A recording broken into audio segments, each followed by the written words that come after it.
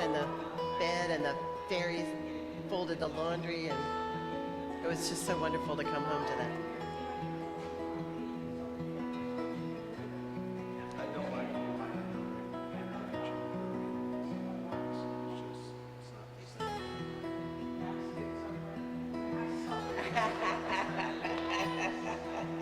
You know, Kylie. If not too.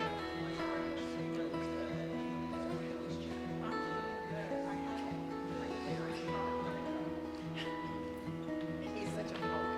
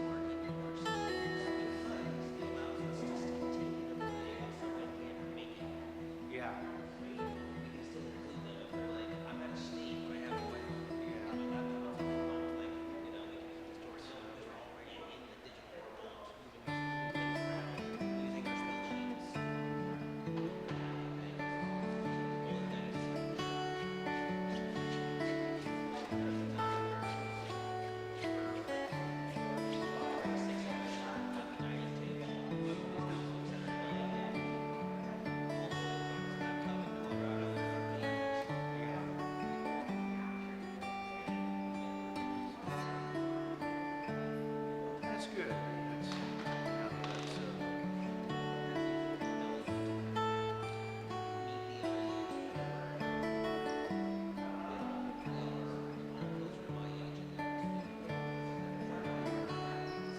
Yeah, it's not anti-technology. You use technology to enhance things.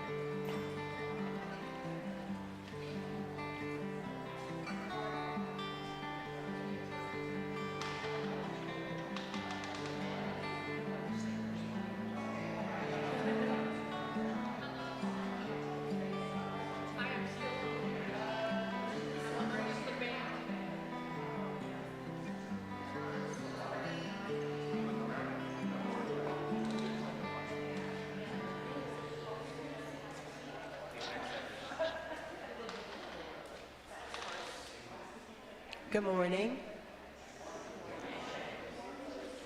My name is Reverend Meg Barnhouse. I'm not the Reverend here. Reverend Kaya is off today. I brought my band with me.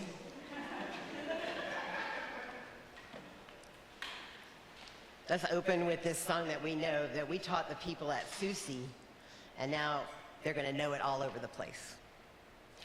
This joy that I have, the world didn't give it to me.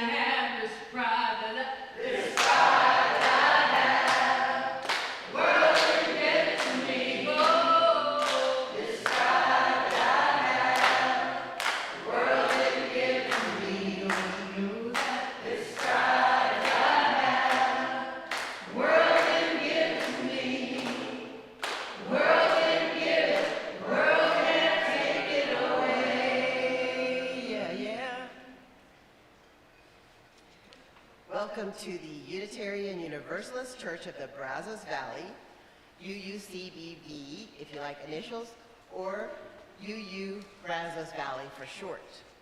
My name is Meg Barnhouse, and I'm serving as your surprise worship assistant today. We are a welcoming congregation, which means we celebrate and welcome all people of diverse sexual orientations and gender identities.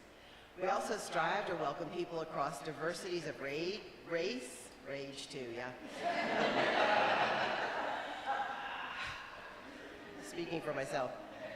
Race, age, ability, immigration status, and belief. We are also a congregation working for reproductive justice.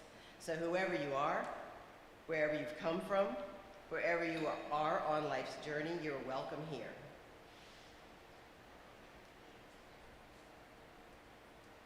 Want me to introduce you first? This is Carrie Holley-Hurt, who was a pillar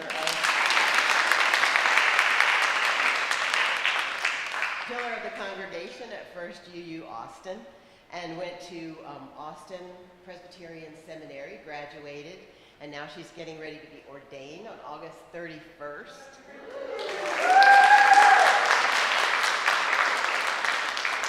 We like how she preaches, so we had her back. Carrie.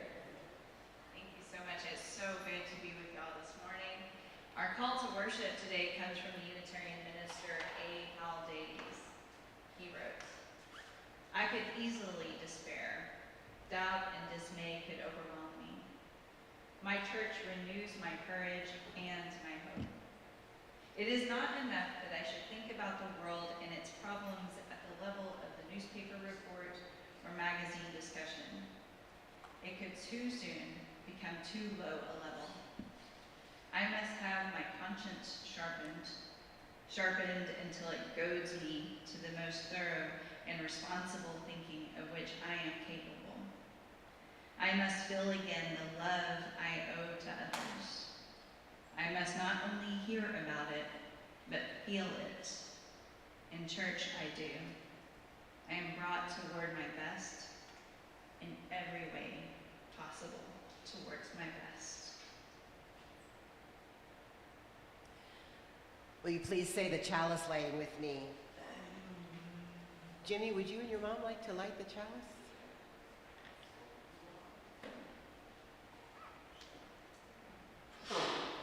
We light the chalice, the symbol of our Unitarian Universalist faith, as a beacon of hope for all who seek justice, dignity, and compassion, and in celebration of the life of truth and meaning we share together.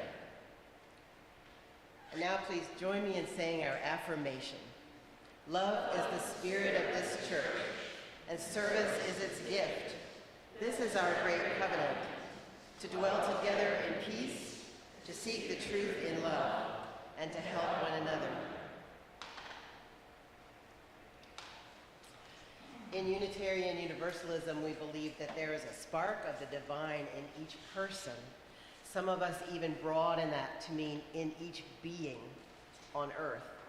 So we have a time that we greet the holy in our midst by turning to the people around us and welcoming them as if they were the holy. And please speak to people who are shorter and younger than you, and people who are taller and older than you, and people who you don't know yet. I'll let you know when it's over.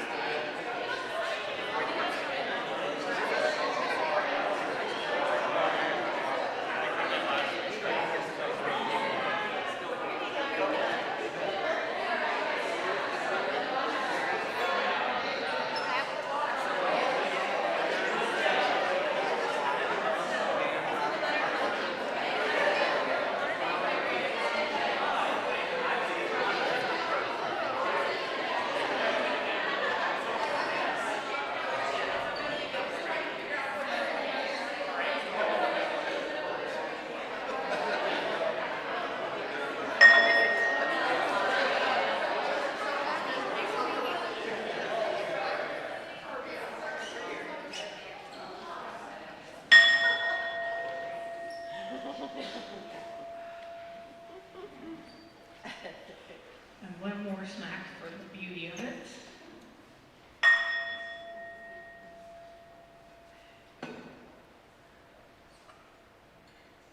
And now Elena Mann is going to play us a piece on the piano.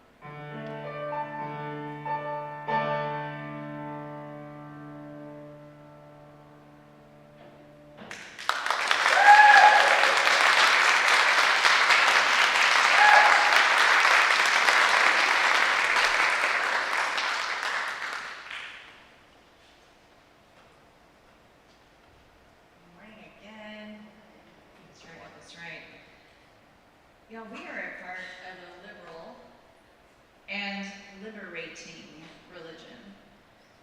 We are a people that know that we do not have to think alike to love alike. We are a people that know that there is power in love. We know that love can be soft and comforting and warm and inviting, but it's also gritty and powerful.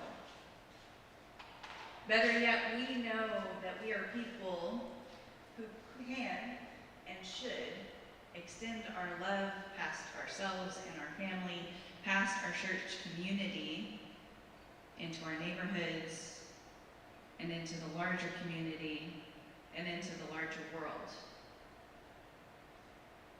And we know that it is only this love that can bring about liberation. Physical and mental and spiritual liberation for all people everywhere. We often call that beloved community. It's about, as Reverend Joanne Fontaine Crawford says, loving the hell out of the world. The hells of racism and sexism and ableism and all of the other horrible isms. The hells of lack of hunger, access to clean water, lack of safe shelter, lack of health care. The hells of disconnection and marginalization, incarceration, and violence, and replacing it all with something more beautiful. This is liberation. No one going unhoused or hungry, everyone having access to good quality education. What would a world look like if we didn't have to have GoFundMes for someone's cancer care, or funeral, or to get out of a war zone?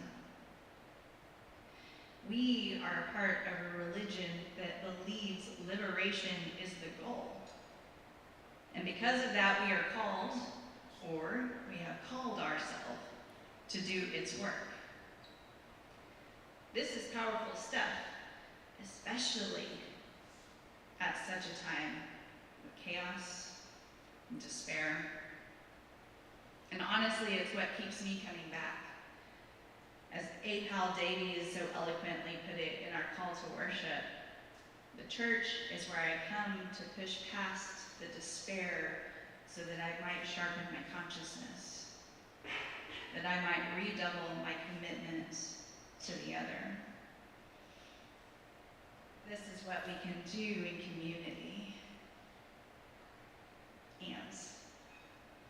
And I don't know if you've noticed, but the world's a little bit of a mess. Just a little bit. And just as I can get excited about what we can do together in community, the liberation that we can experience and everything we can create, I can also get overwhelmed by the vast gulf that exists between liberation and where we are. Sometimes it feels insurmountable. Anyone feel like that? Yes. In one of the richest nations in the world, 11% of the population lives at or below the poverty level. 15% of all children in this country are in poverty. 66% of people who go declare bankruptcy do it because of healthcare debt. Homelessness has been on the rise since 2017. It increases about 6% every year, which means that about 18 out of every 10,000 people are living unhoused. And of course, with the Supreme Court ruling earlier this summer that allows cities to criminalize homelessness, it's going to exacerbate the imprisoned population. A population that far exceeds any nation in the world. It has risen by 400% since the 1980s. Currently, we imprison about 2 million individuals, of which 42% are Black. That is a gross disproportion to population. But it does highlight our addiction to white supremacy and anti-Blackness. I could go on, but y'all know this. Y'all know that the gulf between where we want to be and where we are is huge. It's huge. And yet, we are called to do the work. We are called to narrow that gulf until it doesn't exist. So how do we do that? Because I'm a pragmatic person, my answer is that, like everything else that is overwhelming, we have to break it down and we do what is in our control to do, so that we can move with intention and consistency towards liberation. One small step is to unlearn those things that we have been taught that keep us perpetuating these systems that harm people. Unlearn all the ways that we are beholden to system at the expense of each other. One start is to move from a charity mindset to a solidarity mindset.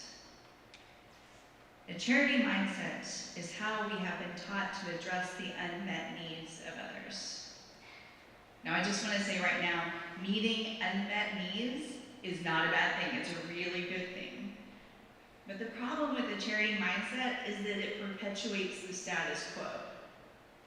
It is designed to exist within a system that perpetuates the problem, like lack of shelter, and food, and medicine, etc., without critically addressing the systemic reason these problems exist in the first place.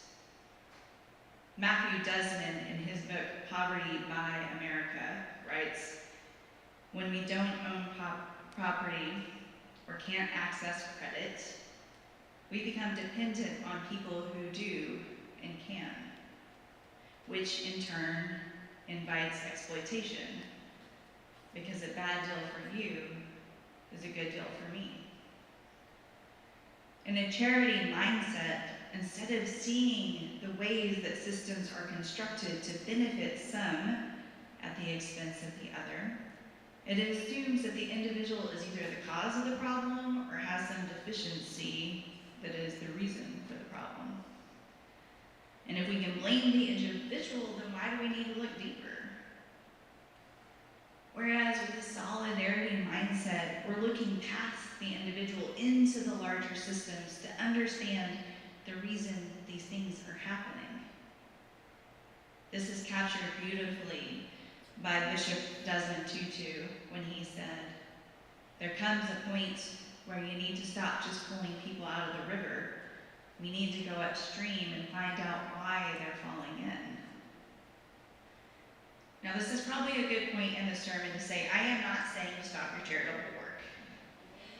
Yes, we do need to go upstream and work to change those systems that are responsible for causing the problems we are addressing through the work. But in the meantime, we also need to keep pulling those people out of the river. Amen? Unhoused people still need to be fed. Children still need backpack and school supplies. People's basic needs still need to be met. Instead, what I am saying is that we need to shift away from an individualist, system-perpetuating mindset that is based on inequality, and shift to a solidarity mindset that says, I am not beholden to systems, but to people. Solidarity breaks down hierarchies and inequality, and it operates on the premise of the inherent dignity and worthiness of all people. Sound familiar to anyone?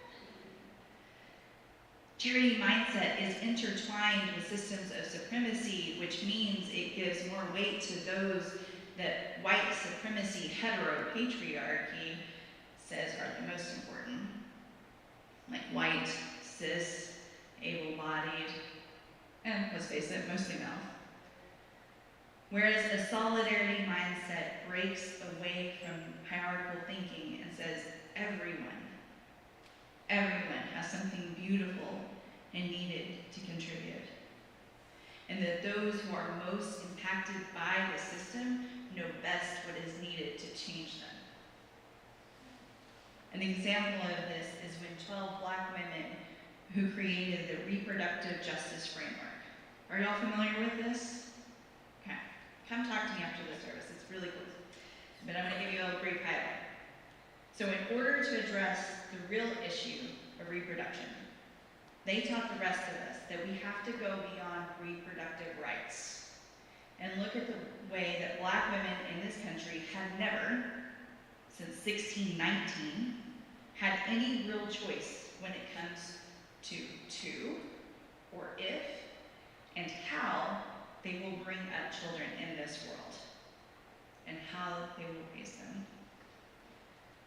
With this shift, we were given a much deeper and beautiful framework in which we could think about bodily autonomy and childbearing and child rearing.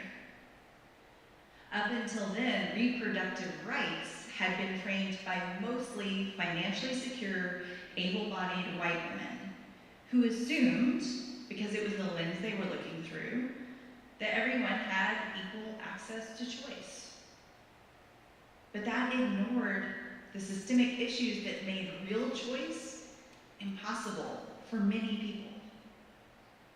So moving from a charity mindset to a solidarity mindset is critical to the work of liberation because it gets more people involved in the process so that we can have a fuller understanding of the issues and create a deeper and more meaningful way to change them.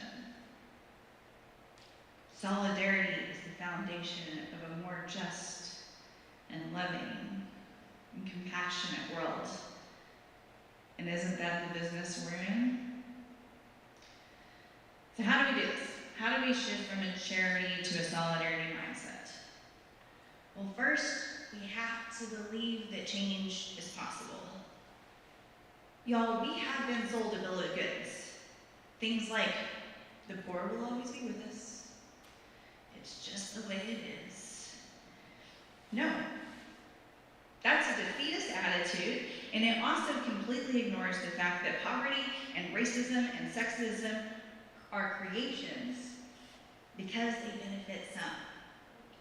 Poverty, for example, benefits most of us if we aren't suffering from it. Matthew Desmond wrote, "The duality of American life can make it difficult for some of us who benefit from the current arrangement to remember that the poor are exploited laborers, exploited consumers, and exploited borrowers, precisely because we are not." And it's sneaky, because we don't see how we directly benefit from other people's exploitation. We don't see the child labor and the exploited labor that go into much of what we consume. But we benefit nonetheless. And we do not have to feel shame or get defensive around this. Shame and defensiveness is a massive impediment to growth. Rather, we need to remember that like our living tradition, we are allowed to grow and change. We are allowed to unlearn and to do better going forward.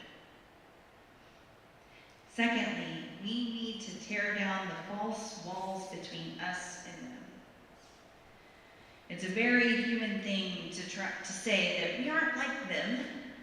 They are in their situation because of X, Y, Z, and that's just something that would never happen to me and something I would never do. How many of you have done that thing when you hear about someone's personal tragedy and almost immediately you start fishing for details? Anyone? Am I the only one? Okay, yeah? Yes. It's like, what piece of information am I going to get that's going to distance me from them? I'm guilty of it. And it's really a very human thing to do. Most of us have never learned to be comfortable with other people's suffering, let alone our own. And it's totally understandable to try to conjure up a sense of security, but it's an illusion. We are no different from that person with that tragedy. In 1886, Tolstoy wrote, "We imagine that their sufferings are one thing and our lives another. The truth is that we are as we all believe, a part of a web of all existence. That our lives, whether lived in comfort or in a war zone or under the highway, are woven together, which means that our lives and our liberation are completely interlocked. There is nothing that separates me from the person panhandling on the side of the highway. There is nothing that separates me from the person going bankrupt or going hungry or in a house because of medical bills. There is nothing, but maybe, therefore, by the luck of the draw go I, that separates me from another human being on this planet. We shift into a solidarity mindset when we break down those false walls that separate us. And finally, we have to then act on those two things. We believe things can be better, and we start to act on them. We believe people and start to act on what they're telling us. We start to live more in community with all sorts of people. Maybe we do this by joining your local Buy Nothing group or the local mutual aid group. Or if you hold a position of power, like sitting on a board of a nonprofit, you decenter yourself and use your privilege to center voices of those most impacted. Maybe you just start to reframe accountability so that you are no longer accountable to structures, but to people. But most importantly, it's the daily reminder that we are not beholden to systems, but to people. Because when that becomes our guiding principle, when people over systems becomes our guiding principle, we are in solidarity. Y'all, the gulf between liberation and where we are right now is huge, and if you're feeling hopeless or if you're feeling scared, it makes sense. But we are called to this because it is possible. We believe in a more just and beautiful world, and solidarity is how we get there. It is how we will break from systems of supremacy, and it is how we will build a more loving and more compassionate world. May it always be so.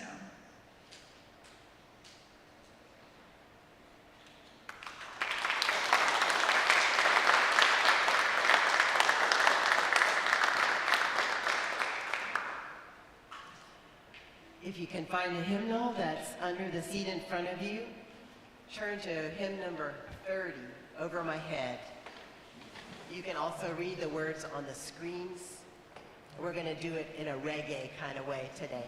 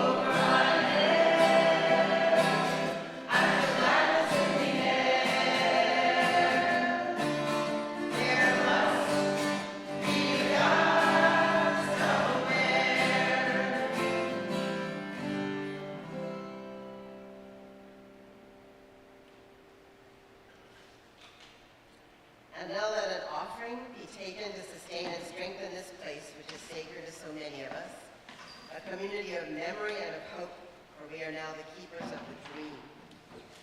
This church shares the proceeds of the offering plate donation every week to help support important nonprofit organizations with which we work. The 4 groups we voted to support with this year's donations are the African American Museum, Brazos Valley Blessings. Nope, this is from last year.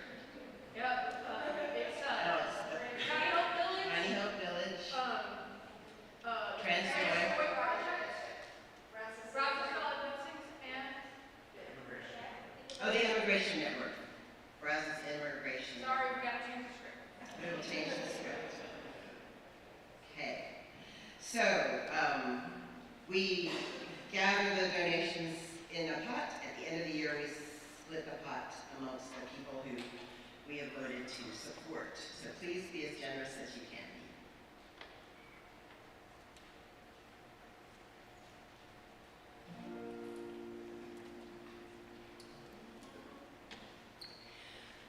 We were born for this moment. We were put on earth for this time. We were born for this moment. We came here to shine. No one said it would be easy. No one said it'd be this hard. No one said it would be easy. No one said it'd be this hard. Gonna let my light shine. Gonna let my light shine. I'm gonna let my light shine. This is the time. This is the place. Are you ready for some divine grace? This is the time. This is the place. Are you ready for love and embrace? Are you ready? Yes, I'm ready. Are you ready? Yes, I'm ready. We were born for this moment. We were put on earth for this time. We were born for this moment. We came here to shine. No one said it would be easy. No one said it'd be this hard. No one said it would be easy. No one said it'd be this hard. Gonna let my light shine. Gonna let my light shine. Gonna let my light shine. This is the time. This is the place. Are we ready for some divine grace? This is the time. This is the place. Are we ready for love and embrace? Are you ready? Yes, we're ready. Are you ready? Yes, we're ready. We were born for this moment. We came here to shine. We were born for this moment. We came here to shine.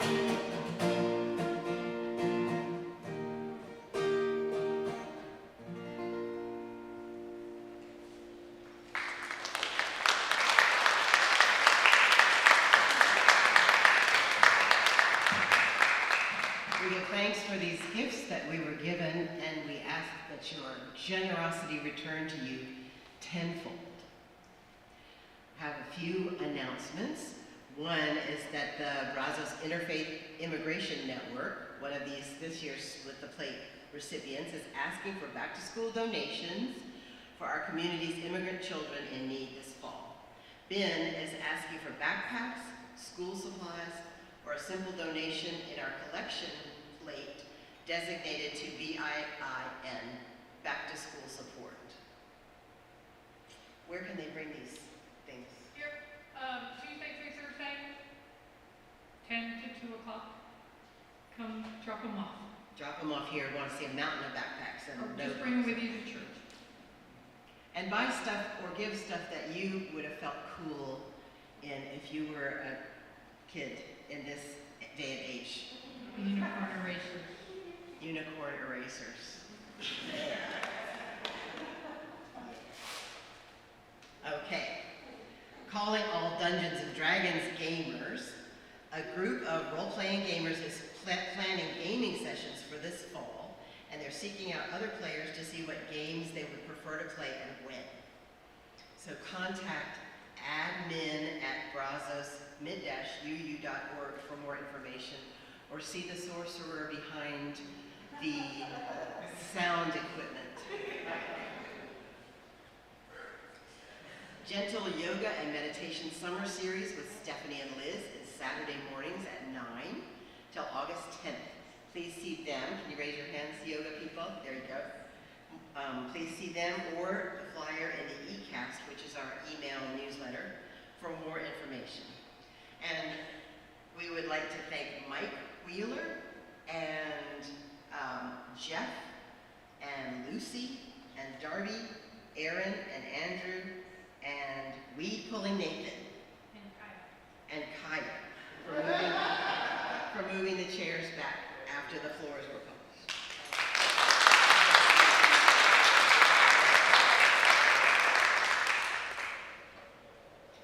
Now please join me in extinguishing the chalice. We extinguish this flame, but not the light of truth, the warmth of community, or the fire of commitment. These we carry in our hearts until we gather together again. Please sing with me if you care to. Remember the way